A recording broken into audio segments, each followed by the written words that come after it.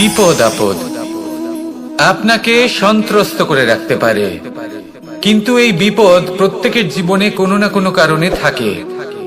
এটা আপনাকে দেখায় যে আপনার মধ্যে কি খামতি রয়েছে, কেন রয়েছে। এই বিপদ হলো সেই মাধ্যম যার দ্বারা আপনি নিজের দুর্বলতাকে নিজের শক্তিতে পরিবর্তন করতে পারেন। একটা ফুলের দিকে তাকান। একটা ফুল তার বুকে যখন একটা সূচ বিধে এপার ওপার হয়ে যায়, শুধু তখনই আমাদের প্রভুর জন্য ফুলের মালা তৈরি করা যায়। সেই জন্য কখনোই বিপদকে ভয় পাবেন না, তার থেকে দূরে পালাবেন না, একে স্বাগত জানান। বোঝার চেষ্টা করুন এই বিপদ কেন আছে। যদি বিপদকে বুঝতে পারেন তবেই জীবনকে বুঝতে পারবেন। যদি জীবনকে বুঝতে পারেন তবে এই বিপদকে সম্পদে পরিণত করতে পারবেন।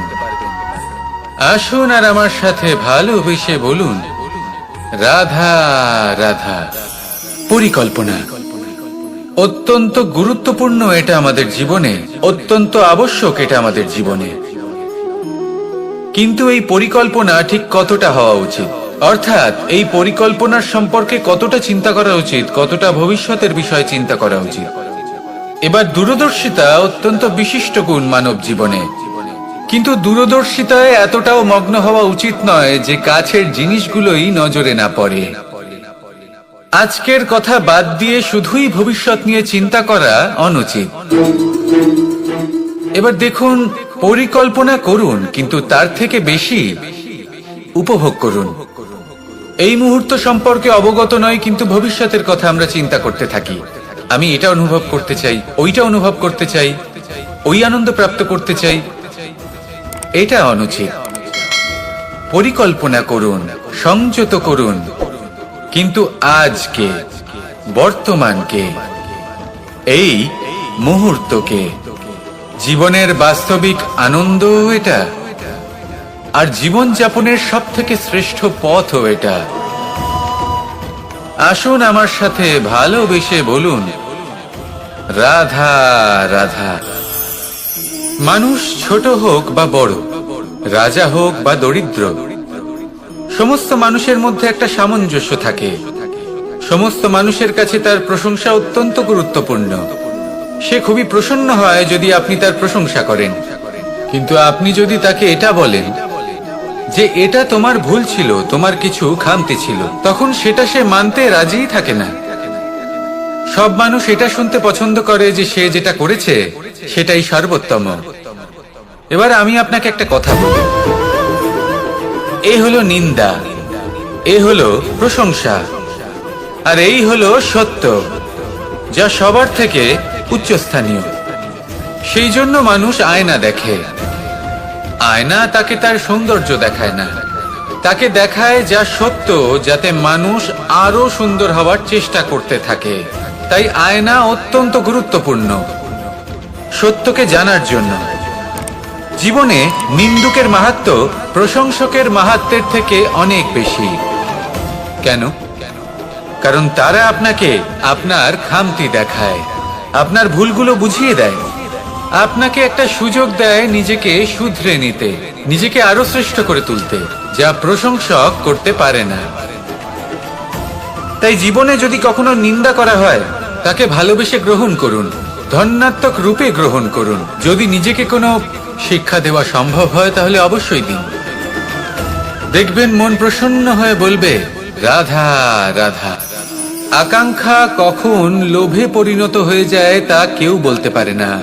এবার তার পরিণাম কি হতে পারে তাও আমরা কেউ জানি না।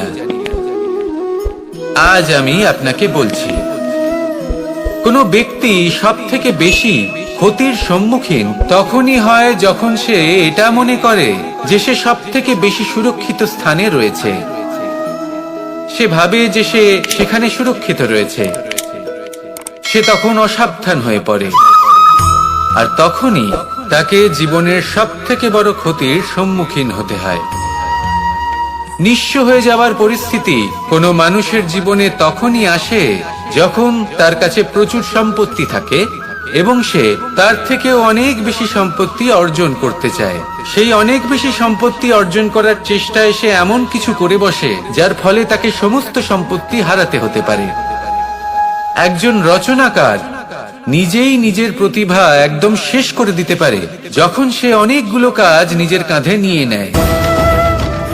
একটা গুরুত্বপূর্ণ কথা সবসময় মনে রাখবেন, আজ আপনি যেখানেই থাকুন না কেন, যেমনই যে কোনো স্থানেই থাকুন না কেন, এর পেছনে আপনার আকাঙ্ক্ষার একটা বিশাল ভূমিকা রয়েছে। কিন্তু মনে রাখবেন, আপনাকে শিখতে হবে যে কখন আর কিভাবে নিজের উচ্চাকাঙ্ক্ষাগুলিকে লাগাম পরাতে হবে, কারণ এটা অত্যন্ত আবশ্যক। তাই আসুন আর আমার সাথে ভালোবেসে বলুন, রাধা রাধা।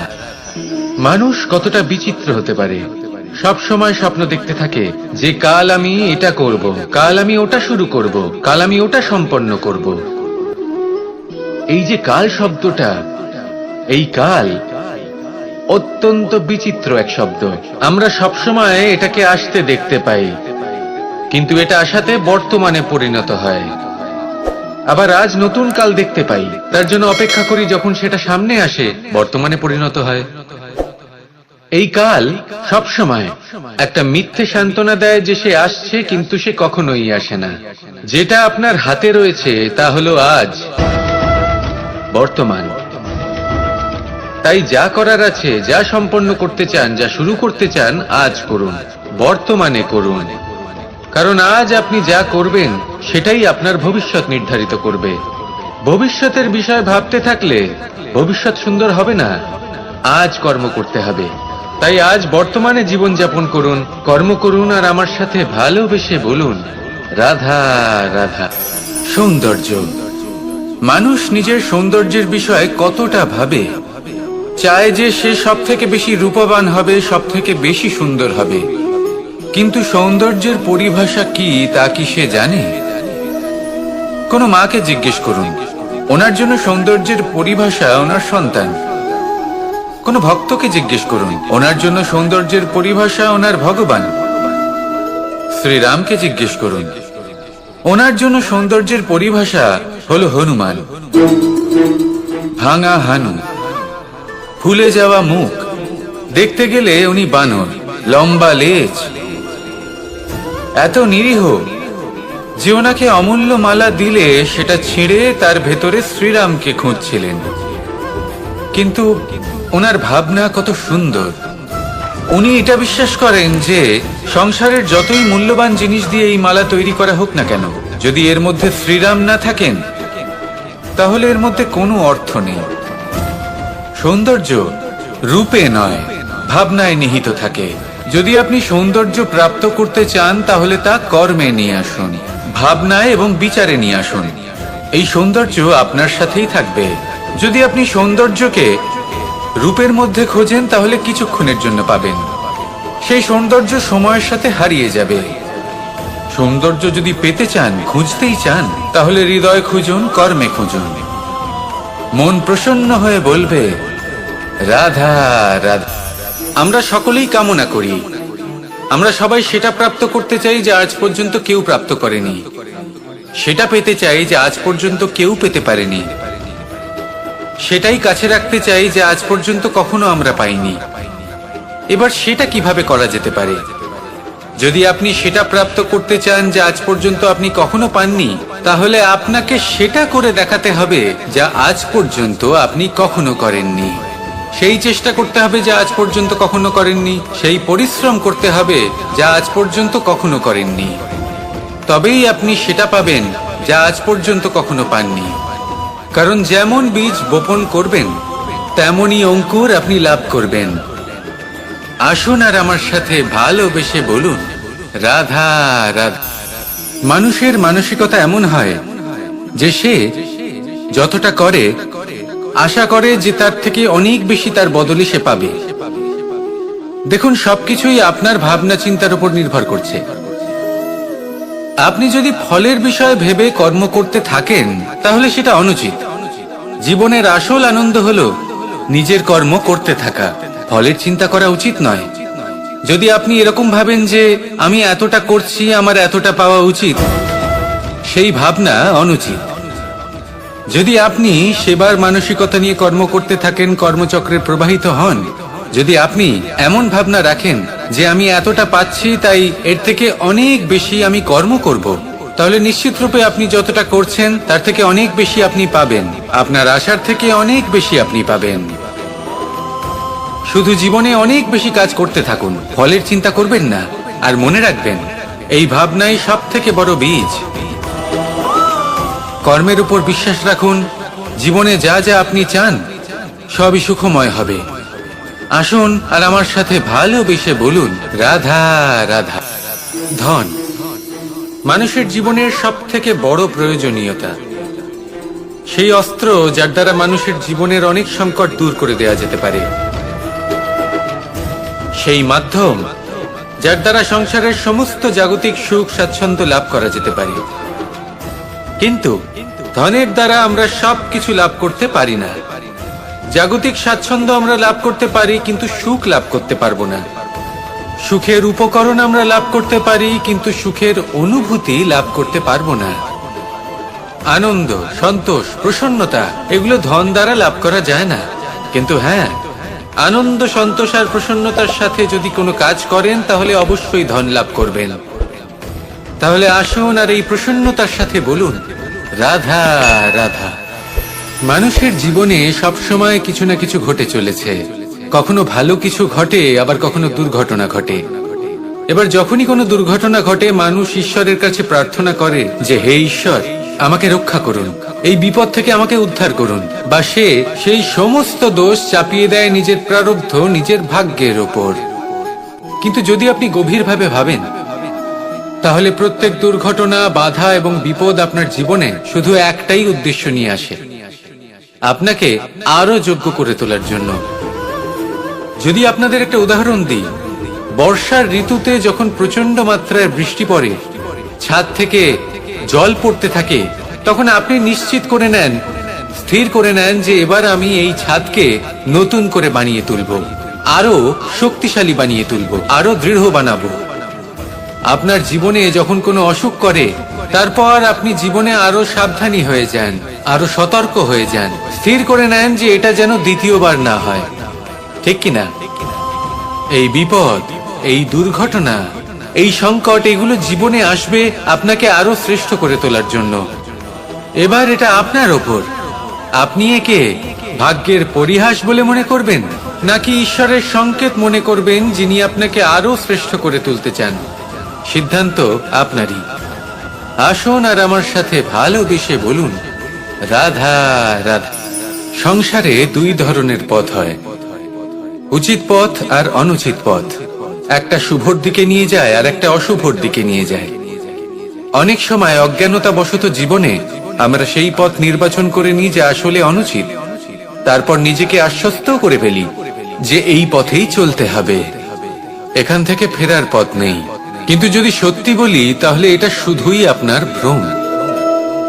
আপনার মধ্যে শুধুমাত্র একটু দৃঢ়তার অভাব আছে, তা জাগ্রত করুন আর বাড়িয়ে তুলুন। আপনি দেখবেন এই সংসারে এমন কোনো পথ নেই যেখান থেকে ফিরে আসা সম্ভব নয়। এমন কোনো মানসিকতা নেই যা বদলানো সম্ভব নয়। যদি আজ এই মুহূর্তে আপনার মনে হয়ে থাকে যে আপনি কোনো অনুচিত পথে আছেন আর আপনি কোনো শুভ পথে যেতে চান, তাহলে ওখান থেকে ঘুরুন আর ফিরে আসুন, আবার সেই মোড়ে ফিরে আসুন আর সেই পথ নির্বাচন করুন যা আপনার জন্য শুভ। একটু সময় অবশ্যই লাগবে, কিন্তু নিশ্চিত রূপে আপনার উদ্দেশ্য এবং আপনার গন্তব্য এই দুই অনেক শ্রেষ্ঠ হয়ে উঠবে। তাহলে আসুন আর আমার সাথে ভালোবেসে বলুন, রাধা রাধা। কোনো গাছের গায়ে লেগে থাকা ফলকে দেখুন, সে কতটা সুখী অনুভব করে, কতটা সুরক্ষিত অনুভব করে। তার যে খাবারের প্রয়োজন পড়ে তা সে গাছের শিকড় থেকে পেয়ে যায়। গাছের শাখা, ডাল তাকে সাহায্য করে থাকে, পাতা তাকে আশ্রয় দেয়, ওকে ছায়া প্রদান করে। কিন্তু সেই ফল যদি ওখানেই থাকে, তাহলে কি হবে? উচিত হবে না। ওই ফলকে ছিঁড়ে পড়ে যেতে হবে, মাটিতে পড়তে হবে, সেটা ফেটে যেতে হবে, নিজের বীজকে মাটির নিচের অন্ধকারে পৌঁছে দিতে হবে। তারপর সে রূপ পাল্টাবে আর এক অঙ্কুরে রূপান্তরিত হবে। অঙ্কুর যা বৃক্ষে রূপান্তরিত হবে, বৃক্ষ, যা অনেক ফলকে জন্ম দেবে। সেইভাবেই আপনি জীবনে যদি মহান কিছু করতে চান, শ্রেষ্ঠ কোনো কাজ করতে চান, তাহলে আপনাকে সুরক্ষা ক্ষেত্র থেকে বেরিয়ে আসতেই হবে আর কর্ম করতে হবে। দেখুন, সোনাকেও কুন্দন হবার জন্য তপ্ত হতে হয়। আপনাকেও মহান হবার জন্য কর্ম তো করতেই হবে। তাই কর্ম করুন, মহান হয়ে উঠুন, আর আমার সাথে ভালোবেসে বলুন, রাধা রাধা। কখনো কোনো চাতক পাখিকে দেখেছেন? কথায় আছে যে বছরে মাত্র একবার সে তার তৃষ্ণা মিটিয়ে থাকে, আর তাও আকাশে ভেসে থাকা মেঘের দ্বারা ঘটানো বৃষ্টির জলের ফোঁটা থেকে। আর কোথাও থেকে সে তার তৃষ্ণা পূরণ করে না। সারা বছর সে নিদারুণ গরম সহ্য করে, তীব্র শীতও সহ্য করে, শুধু এই আশা নিয়ে যে বছরে একবার অন্তত সেই মেঘের ঘন ঘটা হবে, বৃষ্টি হবে, আর সে তার তৃষ্ণা নিবারণ করবে। এটা আসলে কি? এটা আসলে বিশ্বাস। সেই বিশ্বাস যে বছরে একবার সেই মেঘ আসবে তৃষ্ণা নিবারণ করতে। যেমন দেখুন, একটা সূর্যমুখী ফুল সারা রাত অন্ধকারের সাথে যুদ্ধ করে, কারণ তার বিশ্বাস যে ভোরবেলায় সূর্য তাকে অবশ্যই দর্শন দেবেন। সেটাও বিশ্বাস ছিল যার উপর ভরসা করে মনু একটা নৌকা নিয়ে বেরিয়ে পড়েছিলেন এবং সমস্ত সৃষ্টিকে প্রলয়ের হাত থেকে বাঁচিয়েছিলেন। সেটাও ছিল ভালোবাসার প্রতি বিশ্বাস, যার উপর ভরসা করে বানর এবং ভাল্লুক সেনা নিয়ে শ্রীরাম আক্রমণ করেছিলেন সমস্ত বরদানপ্রাপ্ত অসুরগণ এবং রাক্ষসগণের লঙ্কায়, এবং জয় লাভ করেছিলেন। এই বিশ্বাসই হলো এই বিশ্বের আশা। বিশ্বাস রাখুন যে আপনি হলেন সর্বশ্রেষ্ঠ এবং শুধুই নিজের কর্ম করতে থাকুন। এই বিশ্বাসের আশাই আপনাকে প্রতি মুহূর্তে বল প্রদান করবে। এ হলো আমার বিশ্বাস। আসুন আর আমার সাথে ভালোবেসে বলুন, রাধা রাধা। ভোজন। এই সংসারে যেই হোক না কেন, কোনো মানুষ হোক, কোনো প্রাণী হোক, কোনো কীট হোক বা কোনো বনস্পতি হোক, প্রত্যেকের জন্য ভোজন অতি আবশ্যক। কারণ ভোজন থেকেই শক্তি পাওয়া যায়, আর সেই শক্তি দিয়েই সংসারের, আমাদের জীবনের সমস্ত কার্য করা যায়। এবার এমন এক ধরনের শক্তি হয় যা শীতের ঋতুতে সূর্য থেকে আমরা পেয়ে থাকি, আর আরেক ধরনের উত্তাপ হয় যা দিয়ে ভোজন রান্না করা হয়, সুস্বাদু নানান ধরনের ভোজন। এবার অত্যন্ত গুরুত্বপূর্ণ হলো যে ব্যক্তি সেই ভোজন বানাচ্ছেন তার মানসিক পরিস্থিতি, এবং সেই ব্যক্তি যিনি ভোজন গ্রহণ করছেন তার মানসিক অবস্থা। যখনই আপনি ভোজন বানাচ্ছেন তখন ভালোবাসার সাথে কাজটা করুন, ধন্যাত্মক ভাব নিয়ে, সৎ ভাবনার সাথে। কারণ আপনার এই মানসিক স্থিতি শক্তির আকারে সেই খাদ্যের সাথে মিলে মিশে যায়। আর যখনই আপনি ভোজন গ্রহণ করছেন তখন সদ্ভাবনার সাথে, প্রসন্নতার সাথে গ্রহণ করুন, ধন্যাত্মক ভাব নিয়ে। যদি আপনি প্রসন্নতার সাথে রান্না করেন, প্রসন্নতার সাথে খাদ্য গ্রহণ করেন, তাহলে আপনি প্রসন্নই থাকবেন, আর মন সুপ্রসন্ন হয়েই বলবে, রাধা রাধা। সংসারের বিভিন্ন ক্ষেত্রে আপনি অনেক কিছুই দেখতে পাবেন। যে কোনো খেলা, কোনো নাটক দেখতে পাবেন, কেউ কোনো খেলা খেলছে তা দেখতে পাবেন, আর দর্শকগণ এই দেখে অত্যন্ত আনন্দ লাভ করেন, হাততালি দিতে থাকেন, প্রশংসা করতে থাকেন, নিজের অন্তরের উৎসাহ প্রকাশ করতে থাকেন। কি দেখে করেন? সেই সমস্ত খেলোয়াড়দের দেখে করেন যারা এই খেলাটা খেলছে, তাই না? কিন্তু অনেক সময় সেই খেলোয়াড়রা সেই খেলার আনন্দ উপভোগ করতে পারেন না, কারণ ওনারা চাপা পড়ে যান তাদের কামনার চাপে, জয় লাভ করার কামনা, প্রথম স্থান লাভ করার ইচ্ছে, প্রতিযোগিতায় সব থেকে এগিয়ে থাকার ইচ্ছে তাদেরকে এই খেলা উপভোগ করতেই দেয় না। সেই জন্য কখনো কখনো এই খেলোয়াড়দের থেকে অনেক বেশি আনন্দ উপভোগ করেন দর্শকগণ, যেখানে এই খেলাটা কিন্তু খেলছেন খেলোয়াড়রাই। আমি এটা বলছি না যে এই ইচ্ছে, এই আকাঙ্ক্ষা অনুচিত না, কিন্তু তার সাথে সেই খেলা, সেই কর্মের আনন্দ উপভোগ করাও অত্যন্ত গুরুত্বপূর্ণ। তাই সেটা উপভোগ করুন, যে উৎসাহ আপনি উপভোগ করছেন তা যাপন করা অত্যন্ত গুরুত্বপূর্ণ। দেখুন, সত্যি বলতে এটা কিন্তু আপনার অধিকারও বটে। আপনি যে কর্ম করছেন তার ফল তো আপনি অবশ্যই পাবেন। সেটা যখন আপনি পাচ্ছেন তখন আপনার তা উপভোগ করা উচিত। সেটাই করুন। জীবনে সফলতা এবং অসফলতা এরা আসা যাওয়া করতে থাকে।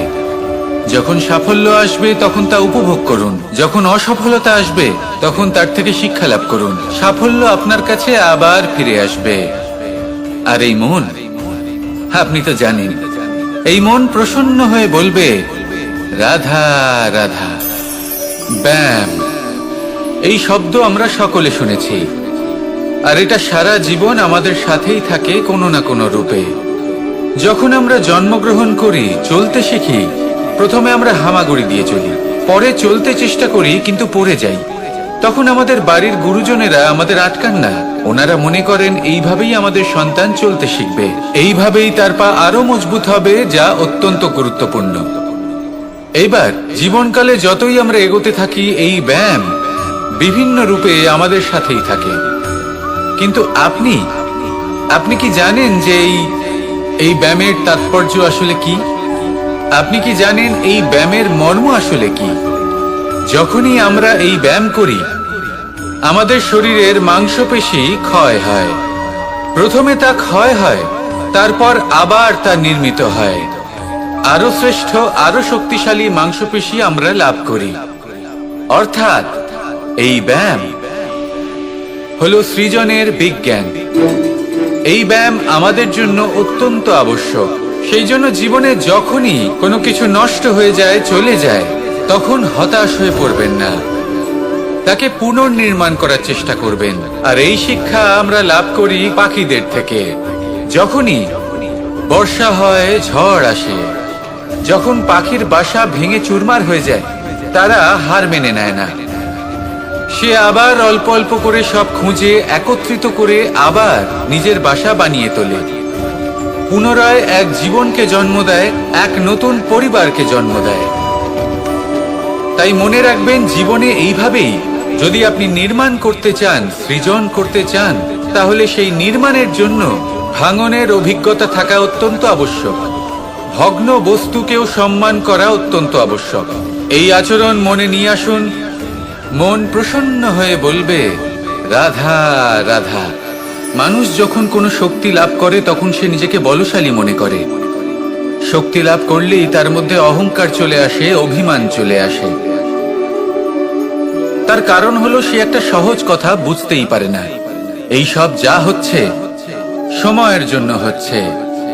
সময়ের থেকে বেশি বলশালী আর কেউ নেই। এই সময়ের জন্যই রাবণ ভক্তি দ্বারা কৈলাস পর্বত তুলে নিয়েছিলেন। আবার সেই সময়ের জন্যই, সেই কারণেই রাবণকে বধ হতে হলো। তার সাথে সাথে রাক্ষস কুলও ধ্বংস হয়েছিল এবং লঙ্কাও ভস্ম হয়ে গেছিল। দেখতে গেলে জন্ম থেকে মৃত্যু পর্যন্ত এই যে সময়, সেটাই হলো জীবন। কিন্তু তার মধ্যেও যা সময় আসে, কোনো কারণেই আসে। সেই সময় আমরা যাপন করে কিছু শিখতে পারি। তাই আজ যে সময় আপনার হাতের কাছে আছে, তাকে মুষ্টিবদ্ধ করে রাখুন, তাকে সামলে রাখুন, তাকে সংযত করে রাখুন। অনুভব করুন, তার থেকে কিছু শিখুন, তাকে কোনোভাবেই ব্যর্থ হতে দেবেন না। আর এটা জেনে রাখুন যে ভবিষ্যতে যা কিছু হতে পারে, যা কিছু হতে চলেছে, সেটা না আপনি জানেন আর না তা আপনার বশে রয়েছে। সেই জন্য আজ অহংকার বা অভিমান করে নিজের ভবিষ্যতের ক্ষতি করবেন না, সেই অনর্থ ঘটাবেন না। এটাই হলো সময়ের অর্থ। আসুন আমার সাথে ভালোবেসে বলুন রাধা রাধা। কথায় আছে, যখন আপনি যুদ্ধক্ষেত্রে দাঁড়িয়ে তখন শত্রুকে পিঠ দেখিয়ে পালিয়ে যাওয়া বা পিছু হটে যাওয়া অত্যন্ত অনুচিত যুদ্ধনীতি হয়। কথায় আছে যে শ্রেষ্ঠ যুদ্ধ নীতি হলো সেটাই যেখানে আপনি অস্ত্র হাতে নিয়ে এগিয়ে যান, সাহসের সাথে যুদ্ধ করে শত্রুকে পরাস্ত করে ফিরে আসেন। আর সেটাই আমি করেছিলাম। তখন মহাভারত রচনা হয়েছিল, কারণ তখন ধর্ম রক্ষা করা আবশ্যক ছিল। কিন্তু এমনও একটা সময় ছিল যখন আমি যুদ্ধ থেকে পালিয়েছি, কারণ তখন প্রজাদের সুরক্ষা বেশি গুরুত্বপূর্ণ ছিল। আমার গায়ে যুদ্ধ বিমুখ হবার কলঙ্ক লাগিয়েছিল, কিন্তু ঠিক আছে, আমি সেটাই করেছিলাম যেটা প্রয়োজনীয় ছিল। শ্রীরামও লঙ্কা গিয়ে রাবণকে হত্যা করার পূর্বে 4 মাস ধরে অপেক্ষা করেছিলেন। অপেক্ষায় ছিলেন কবে সেই সেতু সম্পন্ন হবে। তারপরে গিয়ে রাবণকে পরাস্ত করলেন, তাকে বধ করলেন। জীবনে কখনো কখনো থেমে যাওয়া বা পিছু হটে যাওয়া কার্যকর হতে পারে। এটা প্রত্যেক সময়ের উপরে নির্ভর করে। শত্রু যে কেউ হতে পারে, যখন খুশি আক্রমণ করতে পারে। কোনো মানুষ হতে পারে, আবার কোনো দানবও হতে পারে। আমাদের নিজেদের মানসিকতা হতে পারে, কোনো অসুখ হতে পারে, মহামারীও হতে পারে। সেক্ষেত্রে সেটাই করুন যেটা উচিত মনে হয়। দেখুন, প্রত্যেকবার নারায়ণ তো আপনাকে সাহায্য করতে আসবেন না। অনেক সময় মানুষকে নিজেকেই সেই বাধার সম্মুখীন হয়ে তাকে পরাস্ত করতে হয়। আর এমনিতেও কথায় আছে যে প্রত্যেক নরের মধ্যে নারায়ণ আছেন। তাই অন্তরের নারায়ণকে জাগ্রত করুন, আর যা সমস্যা আছে তাকে সমাপ্ত করে ফেলুন, তা সে যতই পিছু হটে করতে হোক না কেন। আসুন আর আমার সাথে ভালোবেসে বলুন, রাধা রাধা। গুরু, যিনি পথ দেখান, আমাদের জীবনে অত্যন্ত গুরুত্বপূর্ণ, অত্যন্ত আবশ্যক। কিন্তু কিছু মানুষ মনে করেন যে গুরুর কোনো প্রয়োজন নেই, কারণ এই সমগ্র জ্ঞান মানুষের অন্তরেই নিহিত রয়েছে। এবার প্রশ্ন এটাই, যদি সমস্ত জ্ঞান মানুষের অন্তরে নিহিত থাকে, তাহলে গুরুর কি প্রয়োজন? আর যারা আজ পর্যন্ত গুরুকে মেনে এসেছেন, তারা কি অনুচিত করেছেন? এর উত্তর আমি আপনাকে দেব একটা উদাহরণ দ্বারা। একটা কাঠ যা জ্বলনশীল, জ্বলনের ঊর্জা তার অন্তরে নিহিত রয়েছে, কিন্তু তার জ্বলনের জন্য বাইরে থেকে একটা অনুঘটকের প্রয়োজন হয়। এই অনুঘটকই হলেন আপনার গুরু। উত্তাপ যা একটা কাঠকে জ্বালাতে পারে, সেই উত্তাপ হলো গুরুর প্রচেষ্টা। যদি সেই গুরুই না থাকে, তার প্রচেষ্টাই না থাকে, তাহলে সেই সমস্ত জ্ঞান যা মানুষের অন্তরে নিহিত, তা ব্যর্থ হয়ে যাবে। যদি আপনার সাথে আপনার গুরু থাকেন, আপনার পথ প্রদর্শন করেন, আপনার অন্তরের জ্ঞানকে বাইরে নিয়ে আসতে পারেন, তাহলে তাকে সম্মান করুন। আর আমার সাথে ভালোবেসে বলুন, রাধা রাধা। মানুষ সত্যের সাথে অবগত হবার জন্য ব্যাকুল হয়ে থাকে, চিরকাল চেষ্টা করতে থাকে। জন্ম থেকেই তার মনে এই ইচ্ছে জাগ্রত হয় সত্যিটা কি সেটা জানতে। এবার এই ইচ্ছে, এটা পূর্ণ কিভাবে করা যেতে পারে? কারণ মনে হয় যে জ্ঞান অর্জন করলেই এই ইচ্ছে পূর্ণ হতে পারে। তাই কেউ কেউ জ্ঞানের পেছনে ছুটতে থাকেন। কেউ এটা ভাবেন যে এই ইচ্ছে পূর্ণ করা যেতে পারে ধন আর শক্তির দ্বারা, তাই তারা ধন আর শক্তি প্রাপ্ত করতে চান। কেউ আবার ভাবেন যে অন্তরের মন্থন দ্বারা এটা সম্ভব হতে পারে।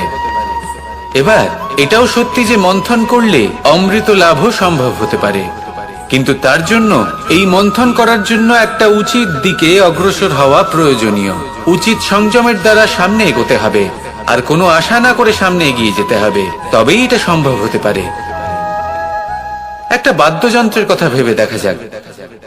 তার থেকে সুর তখনই নির্গত হয় যখন তার তারগুলি ঠিক করে বাঁধা হয়। যদি বেশি বেঁধে ফেলা হয়, তাহলে তার ছেড়ে যেতে পারে, আর যদি ঢিলে থেকে যায়, তাহলে তার থেকে উচিত সুর নির্গত হবে না। একটা অত্যন্ত গুরুত্বপূর্ণ কথা মনে রাখবেন, সত্যকে লাভ করার প্রাথমিক আধার হলো অনুশাসন। জীবনে এই অনুশাসন আনুন, সত্য আপনা আপনি আপনার কাছে চলে আসবে, আর এই মন প্রসন্ন হয়ে বলবে, রাধা।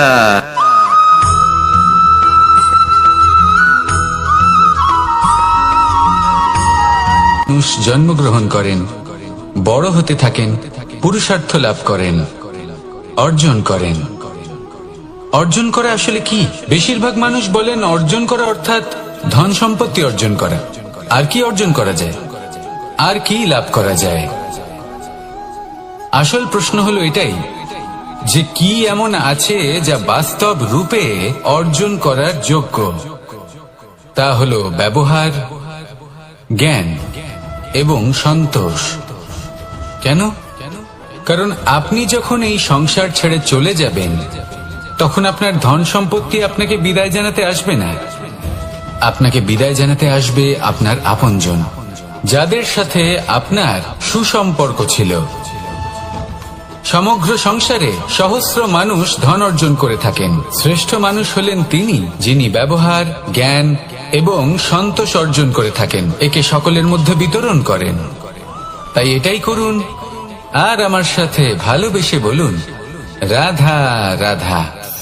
এই সংসারের আরম্ভ থেকে এখনো পর্যন্ত এবং ভবিষ্যতেও একটা যুদ্ধ আছে, যা হয়ে চলেছে, চলতেই থাকবে। পাপ এবং পুণ্যের মধ্যে যুদ্ধ, সত্য এবং অসত্যের মধ্যে যুদ্ধ। এই যুদ্ধ চলেই আসছে, আর এই যুদ্ধে যারা লড়েন তাদের আমরা সবসময় জয় জয়কার করি। আর যারা এই জয় জয়কার করেন তাদের প্রত্যেকের একটা বিশেষ গুরুত্ব থাকে। যখনই কোনো যোদ্ধা যুদ্ধক্ষেত্রে ক্লান্ত হয়ে পড়ে, শক্তিহীন হয়ে পড়ে, তখন এরা জয় জয়কার করে, শঙ্খ বাজাতে থাকে, সেই যোদ্ধাকে অনুপ্রেরিত করে, শক্তি এবং সাহসে ভরিয়ে তোলে। আর তখন সেই যোদ্ধা সেই যুদ্ধকে এগিয়ে নিয়ে যেতে পারে। যখন শ্রীরাম লঙ্কা যাত্রা করার জন্য সেতু তৈরি করছিলেন, তখন একটা ছোট্ট মিষ্টি কাঠবিড়ালি নিজের মুখে মাটির টুকরো বয়ে নিয়ে গিয়ে তার সাধ্যমতো তাকে সাহায্য করছিল। শ্রীরাম দেখলেন এবং বললেন যে ও তো সবার মনোবল বৃদ্ধি করছে, সবাইকে প্রেরিত করছে। ও বলল যে আমি এত ছোট হয়েও যদি এই কাজ করতে পারি, তাহলে আপনারা সবাই কেন পারবেন না? এটাই হলো সেই সকলের মাহাত্ম্য, যারা জয় জয়কার করেন, অনুপ্রেরিত করেন, সাহস যোগান। ওনারা সেই ব্যক্তি যারা একজন যোদ্ধার মধ্যে যুদ্ধকে জয় করার শক্তি প্রদান করেন। আসুন আমার সাথে ভালোবেসে বলুন, রাধা রাধা। সংসারে আমাদের জীবনে যখন কোনো সুখ বা দুঃখ আসে, তার জন্য আমরা কাউকে না কাউকে অবশ্যই দায়ী করে থাকি, তাই না? এই ব্যক্তি আমাদের সাথে এরকম কাজ করেছেন, তাই আমার সাথে এমন হলো। ওই ব্যক্তি যদি এমনটা না করতেন, তাহলে আজ আমি ওই স্থানে পৌঁছতে পারতাম। সবই আপনার দৃষ্টিভঙ্গির ওপর নির্ভরশীল, আর যদি আপনার দৃষ্টিভঙ্গি এমন হয়, তাহলে তা অনুচিত। সত্যি কথা বলতে, এই সংসারে ভিন্ন ভিন্ন ধরনের মানুষ আছে। এটা আপনার উপর নির্ভর করছে কিভাবে তাদের স্বাগত জানাবেন। একবার ভাবুন, আমি আমার দুটো হাত সামনে নিয়ে এলাম, দুটো মুঠো খুলে দিলাম। দুই প্রকারের মানুষ আসবেন, কিছু না কিছু দিয়ে যাবেন। এই মুঠো যদি আমি বন্ধ করে দিই, তাহলে না কেউ আমাকে কিছু দিতে পারবে, না আমার কিছু যাবে আসবে। নিশ্চয়ই বুঝতে পারছেন এই দুই ধরনের ব্যক্তি কারা এবং তারা কি দিয়ে যান। আমি যদি নিজের মুঠো খুলে দিই, তাহলে কিছু ভালো মানুষ আসবেন, আমাকে আনন্দ, সন্তুষ্টি, জ্ঞান প্রদান করে যাবেন, ভালো অভিজ্ঞতা দিয়ে যাবেন। কোনো খারাপ ব্যক্তি যদি আসেন, তাহলে তিনিও খারাপ অভিজ্ঞতা দেবেন, যার থেকে আমি শিক্ষা লাভ করব। এই সব কিছু আমি লাভ করতে পারি। মুঠো যদি বন্ধ করে রাখি, তাহলে আমি কিছুই পাবো না। দেখুন, এই সংসারে প্রত্যেকের জীবনে এরকম, প্রত্যেকের জীবনে সবকিছুই আছে। ভালো খারাপ দুই মানুষই আছে, ভালো অভিজ্ঞতা আছে, খারাপ অভিজ্ঞতা আছে। নির্ভর করছে আপনার উপর যে আপনি কি করবেন, এনাদের স্বাগত কিভাবে জানাবেন, কার থেকে কি বুঝবেন, কি শিখতে পারবেন, আর কোন দৃষ্টিভঙ্গি নিয়ে অগ্রসর হবেন। এটাই নির্ধারণ করবে যে আপনার জীবন কেমন হবে। আসুন আমার সাথে ভালোবেসে বলুন, রাধা রাধা। এটা হলো একটা সাদা পাতা। এবার এতে আমি যাই লিখব, সেটাই এর অস্তিত্ব হবে। এতে আমি প্রেমের কিছু কথা লিখে একে প্রেম পত্র বানিয়ে তুলতে পারি। মাতা পিতার জন্য একটা শুভ সংবাদ লিখতে পারি। শত্রুর বিষয়ে সতর্ক করব বলে সেনাকে একটা সংবাদ লিখতে পারি। দ্বারকাবাসীর জন্য কোনো সংবাদ পাঠাতে পারি। যাই লিখব, এই পত্র সেটাই হয়ে উঠবে। সেই রকমই হলো আমাদের জীবন। আমরা যেমন কর্ম আমরা করব, আমাদের অস্তিত্ব এবং ব্যক্তিত্ব ঠিক তেমনই হয়ে উঠবে। যদি আপনি একটা অসাধারণ, উজ্জ্বল এবং সম্মানজনক জীবনযাপন করতে চান, তাহলে তার একটা রহস্য আপনাকে বলি। যেমন কথন হবে, কর্ম তেমন হবে। অর্থাৎ যতটুকু বলেছেন ততটুকুই করুন, আর যতটুকু করেছেন ততটুকুই বলুন। এই একটা নিয়ম যদি আপনারা পালন করেন, তাহলে এই সংসারের সমস্ত পণ্ডিত আপনাকে অবশ্যই সম্মান করবেন। তাহলে এটাই করুন আর আমার সাথে ভালোবেসে বলুন, রাধা রাধা। কখনো কোনো পাখিকে দেখেছেন? যখন সে প্রথমবার উঠতে চেষ্টা করে, সে বাসা থেকে মাটিতে পড়ে যায়, কিন্তু সে হার মানে না, চেষ্টা করতে থাকে, করতেই থাকে, ডানা ঝাপটাতে থাকে, আর তারপর সে উড়তে শেখে। গোল শালগ্রাম শিলাকে দেখুন, পর্বত থেকে খসে পড়ে, ধাক্কা খায়, জলের প্রবাহ দ্বারা ঘর্ষিত হয়, তারপরে তা শালগ্রামে পরিণত হয়। ভেবে দেখুন, যদি কোনো পাখি প্রথমবার উড়তে গিয়ে এটা ভাবে যে না না, যদি আমি পড়ে যাই তবে, আমার যদি আঘাত লাগে তবে, আর যদি ভয়ের কারণে সে শুরুই না করতে পারে, চেষ্টাই না করে, তাহলে কি সে উড়তে শিখবে? কখনোই না। এটাই, এর দ্বারা ভয়ভীত হবেন না। আসুন আর আমার সাথে ভালোবেসে বলুন, রাধা রাধা। যদি আমি আমার চোখ বেঁধে কোনো একটা নির্দিষ্ট দিকে নিজের সমস্ত শক্তি প্রয়োগ করে ছুটে যাই, তাহলে কি হবে? আমি কোথাও ধাক্কা খেতে পারি, নিজের ক্ষতি করতে পারি, কোথাও পড়ে যেতে পারি, তাই না? অর্থাৎ এটা নিশ্চিত এই কাজ আমার করা উচিত নয়। কিন্তু আজকের দিনে প্রত্যেকটা মানুষ এই কাজই করছেন, তাই না? কোনো কাজ করার পূর্বে সেই কাজের বিষয়ে সম্পূর্ণ তথ্য কোথায় সংগ্রহ করছেন? শুধু এটুকু জানেন যে এই কাজটা করলে কত ধন অর্জন করবেন আর কত নাম হবে, আর ব্যাস, সামনে এগিয়ে যায়। এটা উচিত নয়। পূর্ণরূপে যে কোনো কাজ করার আগেই সেই কাজের বিশ্লেষণ করে নেওয়া উচিত, তা বুঝে নেওয়া উচিত, এবং সেই বিষয়ে অবশ্যই খেয়াল রাখা উচিত যে আপনার শরীর এবং আপনার মন এই কাজ করার জন্য কি প্রস্তুত রয়েছে। যদি তা না হয়, তাহলে প্রথমে নিজেকে শুধরে নিন, তারপরে সেই কাজ করুন। যদি এইভাবে জীবনে সামনে এগোন, তাহলে সাফল্যের সম্ভাবনা জীবনে অনেক বেশি বেড়ে যাবে। তাহলে এটাই করুন আর আমার সাথে ভালোবেসে বলুন, রাধা রাধা। এই সংসারের সব থেকে বড় যোদ্ধা কে? কেউ বলবেন অর্জুন, কেউ বলবেন ভীম, কেউ বলবেন হনুমান, আদি ইত্যাদি। কিন্তু এই সংসারের সব থেকে বড় যোদ্ধা আপনার মনের ভেতরে আছে, আপনার মনের মধ্যে আছে।